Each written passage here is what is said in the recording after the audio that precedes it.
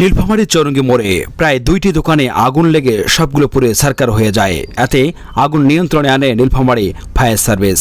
আমরা দেখছিলাম সেই চিত্রটি এই মুহূর্তে নীলফামারী টপ নিউজের পর্দায়।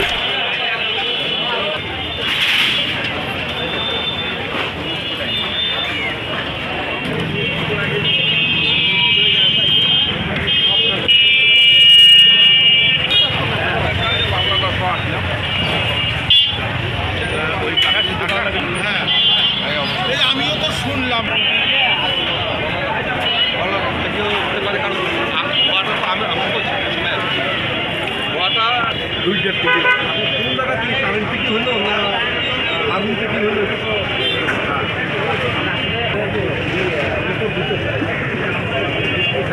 ভাই আপনি আপনার সেক্রেটারির সঙ্গে থাকেন বন্ধ করি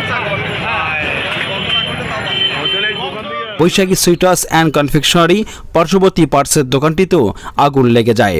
কোনো সূত্রপাত ছাড়াই আগুন লাগার ঘটনায় কেউ চিহ্নিত করতে পারেনি কোথা থেকে আগুন লেগেছে।